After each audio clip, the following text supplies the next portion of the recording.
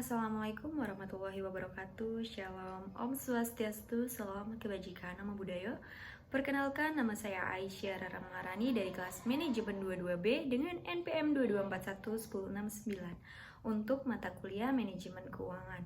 Di sini saya akan menjelaskan mengenai modal kerja mulai dari pengertian, jenis, contoh, dan fungsi dalam bisnis. Untuk memulai suatu kegiatan bisnis, maka dibutuhkan dana atau modal yang biasa disebut dengan modal kerja atau working capital agar bisa membiayai operasional perusahaan tersebut.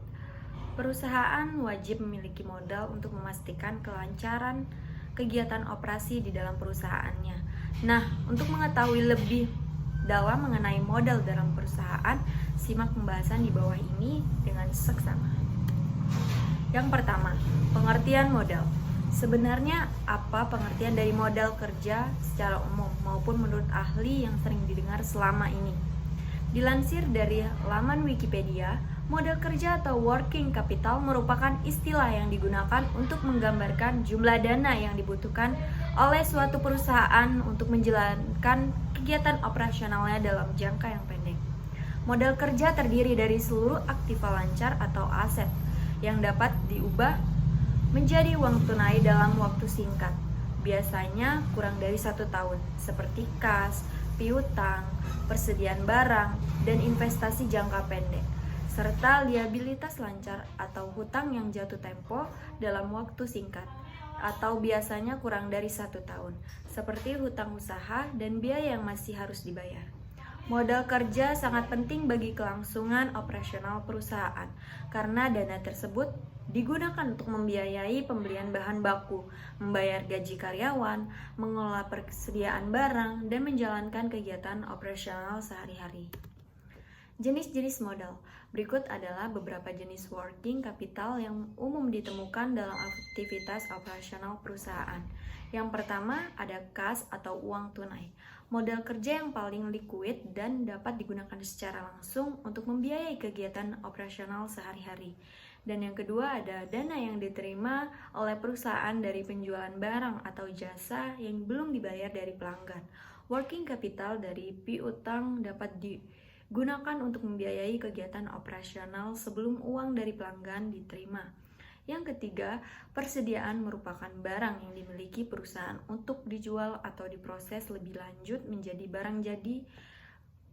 Modal kerja dari persediaan dapat digunakan untuk membiayai pembelian bahan baku dan biaya produksi. Selanjutnya yang keempat, investasi jangka pendek. Dana yang diinvestasikan dalam bentuk surat berharga atau deposito dengan jatuh tempo kurang dari 1 tahun. Modal kerja dari investasi jangka pendek dapat digunakan untuk membiayai kegiatan operasional sebelum uang dari penjualan barang atau jasa diterima. Yang kelima, hutang usaha. Liabilitas atau hutang yang jatuh tempo dalam waktu singkat dan dihasilkan dari pembelian barang atau jasa dari pemasok atau kreditur lainnya. Modal kerja dari hutang usaha dapat digunakan untuk membiayai kegiatan operasional sehari-hari. Dan yang keenam ada biaya yang harus dibayar. Biaya yang belum dibayar oleh perusahaan seperti biaya sewa, biaya listrik, dan biaya yang lainnya. Modal kerja dari biaya yang masih harus dibayar dapat digunakan untuk membiayai kegiatan operasional sebelum dari uang penjualan barang atau jasa diterima. Contoh perhitungan modal kerja dalam bisnis. Yang pertama, perhitungan modal kerja gross. Modal kerja gross dapat dihitung dengan cara menghitung total aktiva lancar yang dimiliki perusahaan.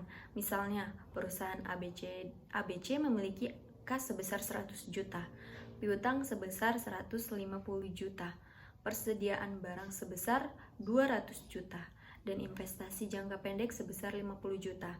Maka working capital gross perusahaan ABC adalah modal kerja sama dengan kas plus piutang plus persediaan barang plus investasi jangka pendek modal kerja gross sama dengan 100 juta ditambah 150 juta ditambah 200 juta ditambah 50 juta modal kerja gross sama dengan 500.000.